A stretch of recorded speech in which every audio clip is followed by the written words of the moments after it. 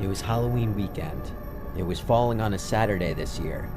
My mom always takes decorations and giving out candy very seriously. It's almost like she has to compete with the neighbors to have the most sought-after house to trick-or-treat at.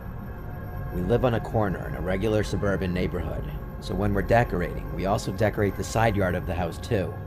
Since Halloween was a Saturday this year, kids started trick-or-treating earlier in the day.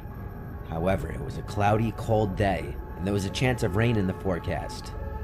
My mom apparently couldn't understand that this may have been a factor as to why there weren't many trick-or-treaters out. Instead, after a few trick-or-treaters seemingly skipped our house, she assumed it was because there weren't enough decorations out to attract the trick-or-treaters. She told me to go get whatever containers were left in the attic containing decorations. I insisted this wasn't necessary, but she insisted otherwise and forced me to. So I went up to the attic, which is directly above my bedroom. The attic door is in the hallway upstairs. I pulled down the door and climbed up the ladder. We have the holiday containers sorted a specific way, so I went over to where the Halloween containers were. There were only a couple still left up there. I opened one to see what was inside, and said good enough. I started dragging the container out towards the attic door, then I carefully slid the container down the ladder. As I was about to climb down out of the attic, I thought I heard something on the opposite side of the attic, like a piece of wood cracking under the weight or pressure of something.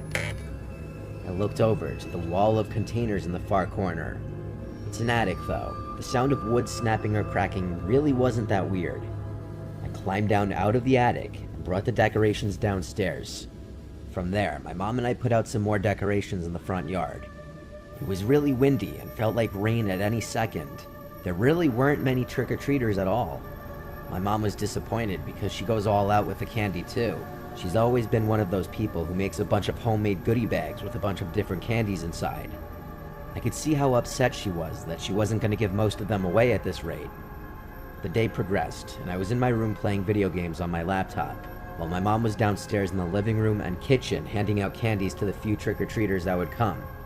And then, it started to rain, and that pretty much put a damper on the rest of the day trick-or-treaters-wise. I was gaming in my room when I heard a crack from above my room, in the attic. Again, not really abnormal, but I made a mental note that that was the second time I heard something from up there. The rest of the day was rainy, and that night it turned into a thunderstorm, perfect for Halloween night. I used to be a big gamer in my teens, and so instead of going out with friends on a Saturday night, I would often just stay in playing video games, unfortunately. This night was no exception to that.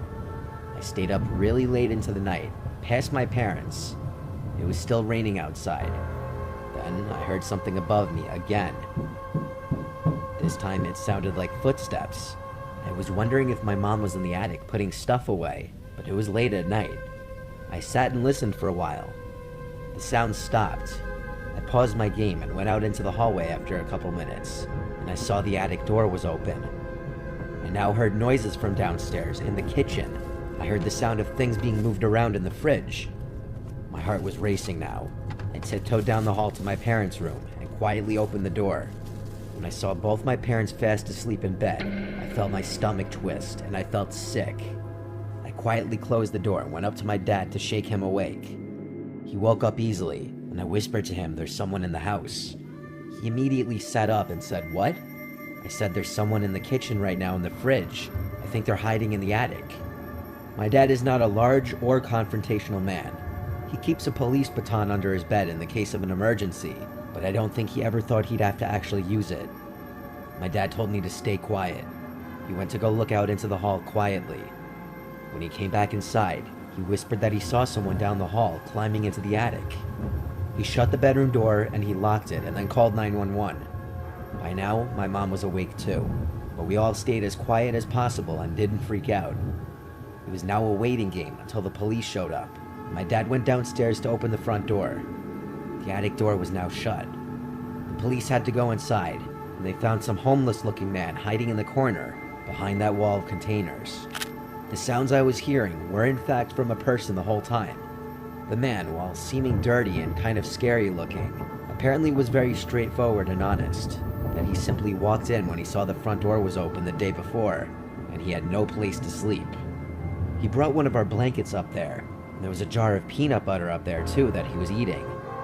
The whole thing is still very disturbing, and I wonder how things would have played out if I or my father confronted the man instead of the police.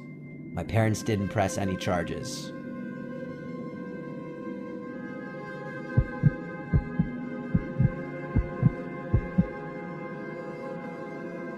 When I was 18, I threw a house party at my parents' house for Halloween. It was closed invite, meaning I told people not to bring strangers. That was a rule my parents gave me. They were not at the house that weekend, which was why I was able to throw the party, with another rule being the place needed to be even cleaner than it was before the party. I invited around 50 people, and probably around 40 ended up showing up. The party started around 6. It was starting to get dark out. It would be partially in the backyard and partially the first floor.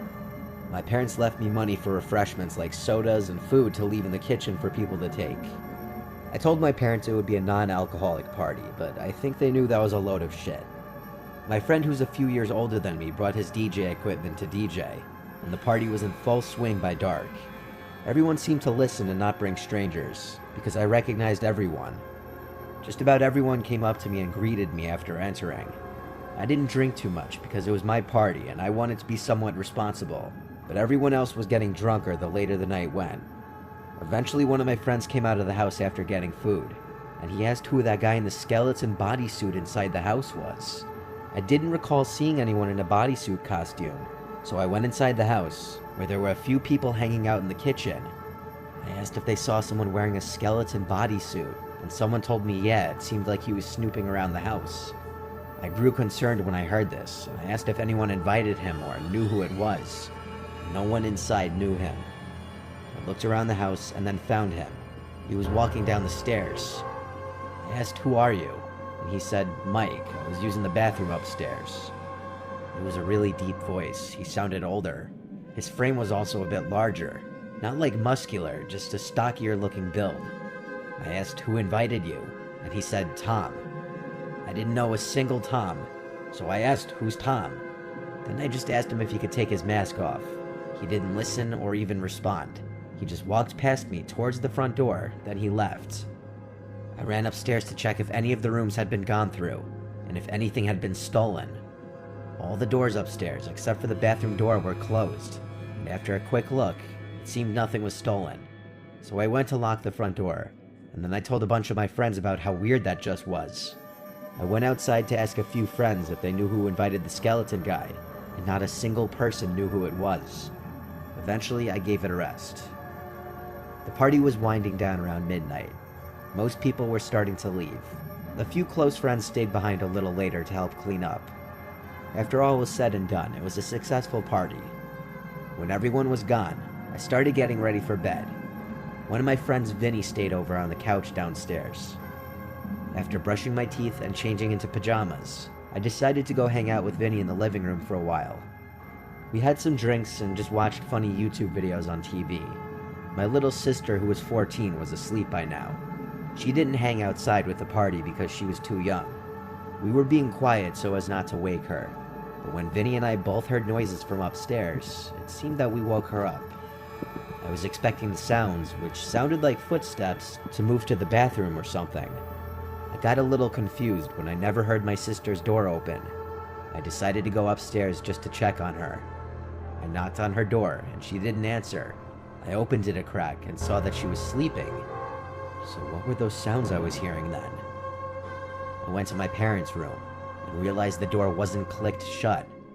I was able to just push it open without twisting the doorknob, which was odd because I made sure their door was closed before the party. I looked inside the room without turning on the lights. Then, as I backed out of the room, I looked through the crack of the door, and on the other side, I saw that guy in the skeleton bodysuit.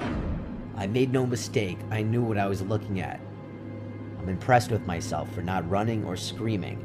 I pretended I didn't see him and pulled the door closed. Then I went downstairs and told Vinny that the guy from before is in the house. I had him call 911 and tell them that there's an intruder in the house, while I tiptoed back upstairs to my sister's room, went inside, and shook her to wake her up.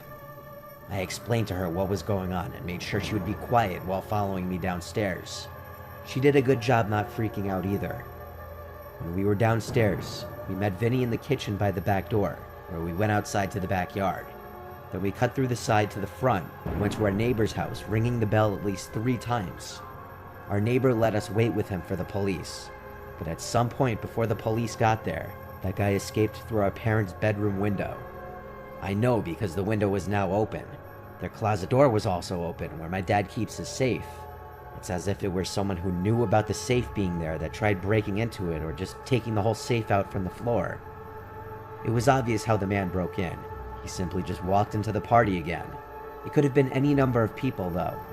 We never found out who it was, but it was someone who knew I was having a party, someone older, and someone who knew about my parents' safe. My sister ended up telling our parents about it, and obviously that was the last party I was ever allowed to throw at their house.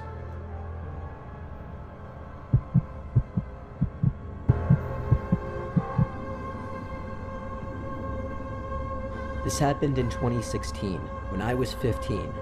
This would be my last year trick-or-treating on Halloween, so I wanted to make it a big occasion. My mom is pretty laid back, so it turned into a huge multi-day thing for me.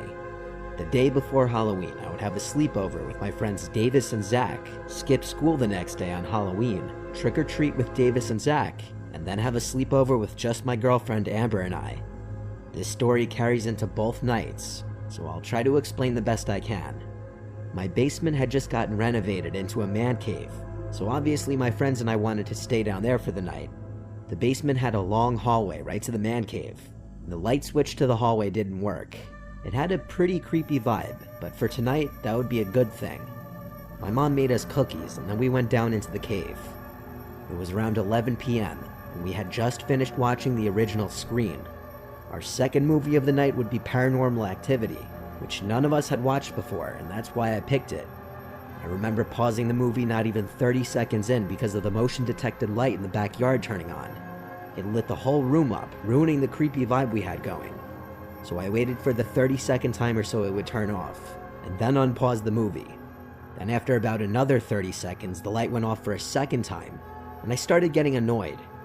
Davis asked me what kept making it turn on, and I said I had no clue.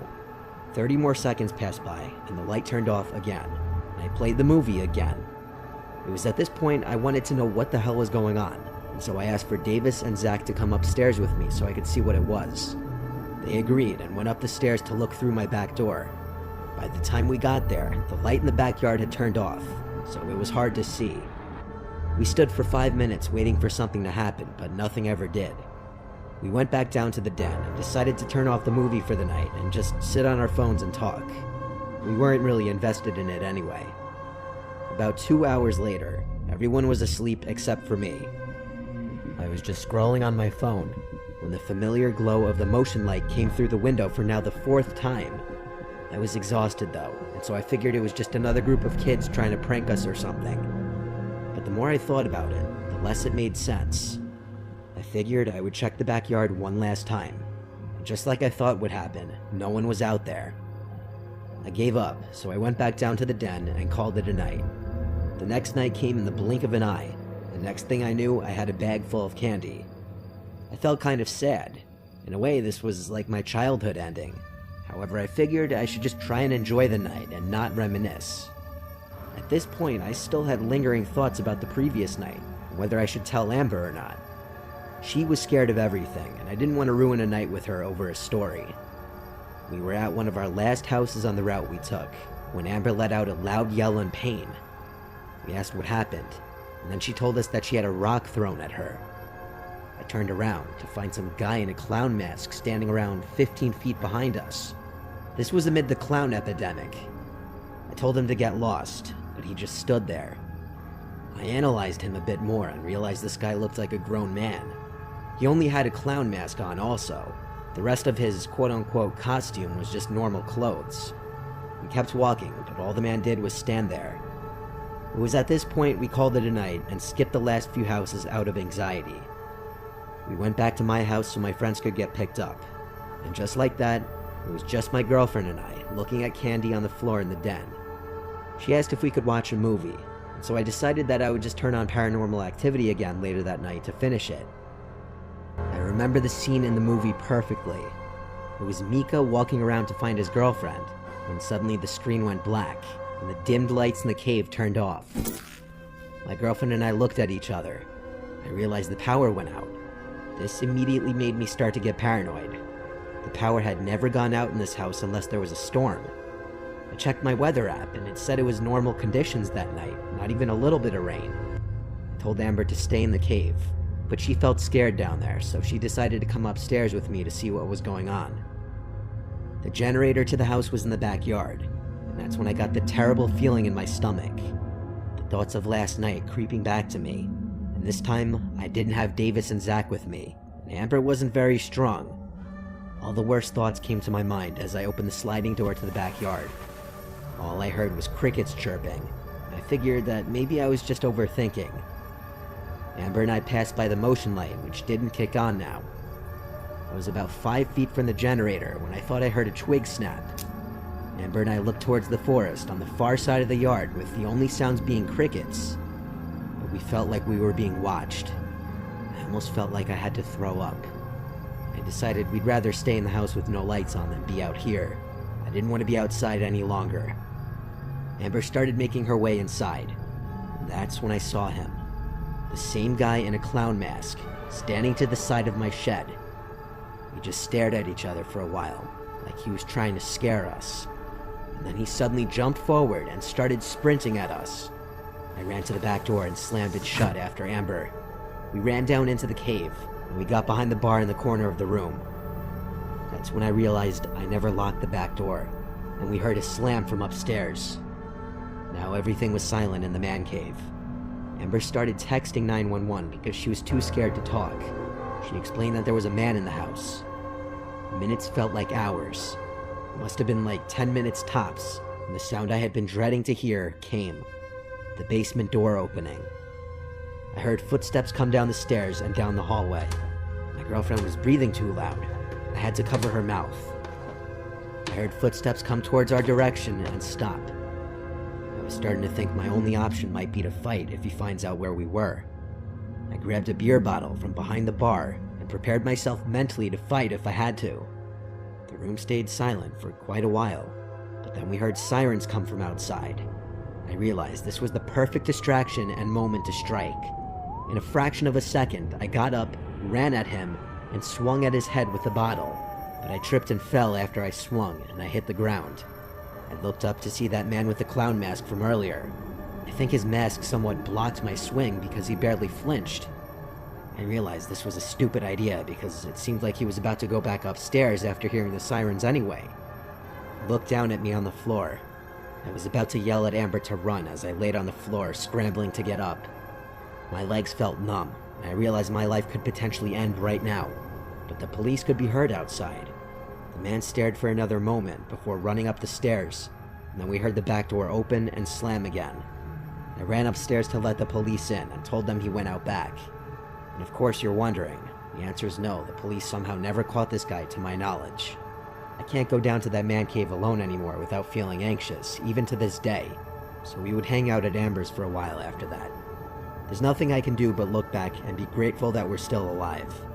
I'll never forget that feeling of looking up and seeing that clown mask staring down at me as I flailed on the ground.